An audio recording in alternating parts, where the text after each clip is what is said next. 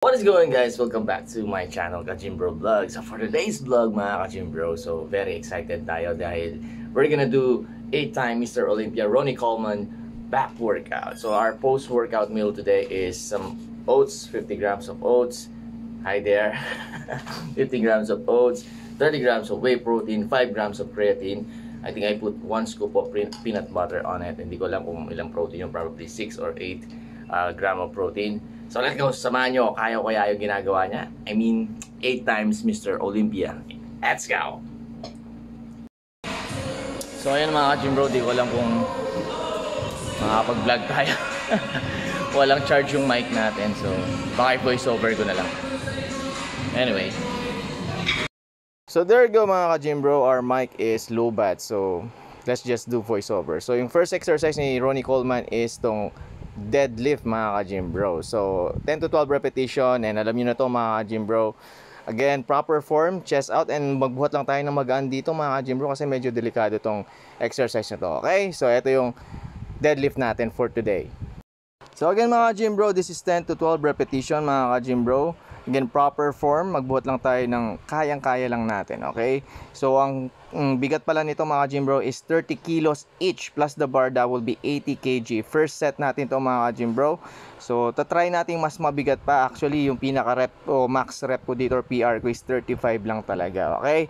So tingnan natin kung kakayanin natin mabuhat ng mas mabigat pa mga Ka-Gym-Bro. Kasi pag nag-workout ka, nag-gym ka mga Ka-Gym-Bro, importante yung progressive overload na tinatawag para, alam mo na, para mag-build tayo ng muscle mga Ka-Gym-Bro, okay?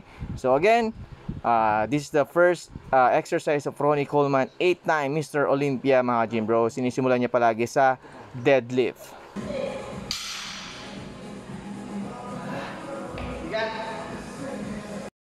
So there you go, ito naman yung ating last set mga Ka-Gym-Bro. So PR na natin to, 40 kg each plus the bar, that's 100 kg mga Ka-Gym-Bro. So kaya naman pala natin, I think, pero may bagay na to para sa akin mga Ka-Gym-Bro. At least naka 5 lang ata ako dito mga Ka-Gym-Bro. Again, kung kaya naman, why not, diba mga Ka-Gym-Bro? Pero kung hindi, wag pipilitin kasi nga medyo delikado itong exercise nito mga Ka-Gym-Bro. So ito naman yung ating third exercise ni Ronnie Coleman. Wala tayong T-bar row na machine eh. So magganito na lang tayo. Mag-improvise na lang tayo mga Ka-Gym-Bro. So ayan, kuha lang kayo ng barbell, tapos lagyan nyo na lang ng weights, tapos kumuha kayo ng ginagamit dun para sa row machine. O kaya sariling grip nyo na lang mga Ka-Gym-Bro. Pero ito, gumamit ako ng may grip para dun sa row machine. Okay, so ayan, 10 to 12 repetition. Mag-bend lang kayo mga Ka-Gym-Bro to, para lang nag-row lang kayo. And talagang effective pala to mga Ka-Gym-Bro. Sarap niya sa back mga Ka-Gym-Bro. So make sure pakiramdaman nyo lang sa back mga Ka-Gym-Bro. I mean, talagang kakapal yung back mo dito pag ginamit mo to mga Ka-Gym-Bro. And simula ngayon gagamitin ko na talaga siya, kasi ngayon ko lang talaga ginamit to mga Ka-Gym-Bro, ginawa. Dahil lang sa vlog, of course. Gusto natin try ng iba't ibang exercise, hindi lang yung paulit-ulit, okay? So ito naman yung ating third exercise mga Ka-Gym-Bro. Ito yung barbell row naman to mga Ka-Gym-Bro. So any kind of row naman pwede naman, pero ito lang nakita ko na ginawa ni Ronnie Coleman. So ito yung gagawin natin mga Ka-Gym-Bro. So madali lang to mga Ka-Gym-Bro. Kuha lang kayo ng barbell, pwede itong nasa floor ha. Okay, so ako gumamit ako ng bench kasi para mas mas secure lang yung back ko.